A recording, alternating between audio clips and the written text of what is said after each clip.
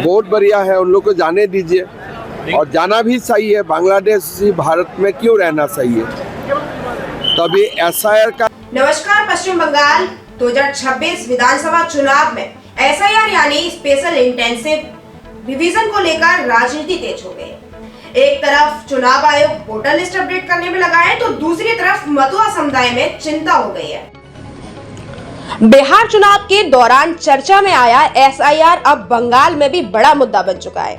जी हां, मतुआ समुदाय को डर है कि इस प्रक्रिया में अगर किसी का नाम वोटर लिस्ट से हट गया तो उनकी नागरिकता पर भी सवाल खड़े हो सकते हैं।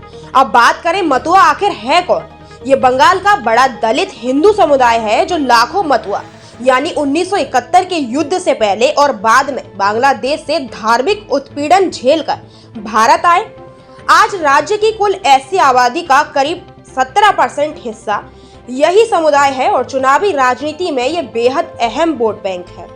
अब सबसे बड़ी चिंता ये है, क्या एसआईआर के जरिए उन लोगों के नाम वोटर लिस्ट से हटा दिए जाएंगे?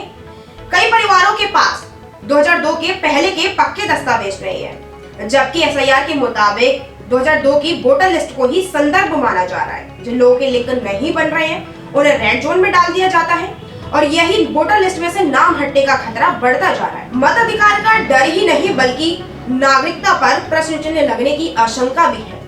ये डर समुदाय को असुरक्षित महसूस कराता जा रहा है।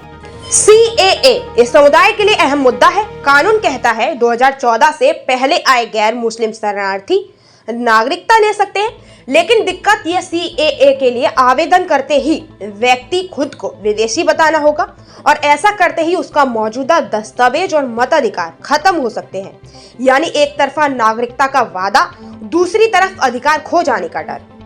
मतुआ समुदाय की पहचान धार्मिक और सामाजिक मूल्य से भी जुड़ी है। संस्थापक हरिश्चंद्र ठाकुर को भगवान विष्णु का अवतार माना जाता है और बात करें गुरुचंद्र ठाकुर की, जिनको भगवान शिव का अवतार माना जाता है। धर्म, पहचान और राजनीति तीनों पहलू एक दूसरे से जुड़े हुए हैं। एसआईआर को लेकर राजनीति चरम पर है और टीएमसी का कहना है ये मतुआ विरोधी कदम है। सांसद ममता बाला ठाकुर इस विरोध में 13 दिन की भूख हड़ताल पर बैठी है। वहीं दूसरी तरफ बीजेपी नेता का कहना है कि ये सिर्फ प्रशासनिक प्रक्रिया है, डरने की बात नहीं है। एसआईआर और उनसे जुड़ी आशंकाएं, दोनों ही मुद्दे बंगाल के समुदाय को गहराई से प्रभावित कर रहे हैं। चुनाव भी करीब है और ये तनाव और डर चुनावी तापमान को और भी बढ़ा सकता है। अब सबकी नजर इस बात पे है कि चुनाव आयोग और सरकारें इस चिंताओं को दूर करने के लिए क्या कदम उठाती है। बने रहे प्लैनेट न्यूज इंडिया के साथ। आज के लिए इतना ही। मैं हूँ प्रिया सिंह, विदा लेती हूँ। नमस्कार।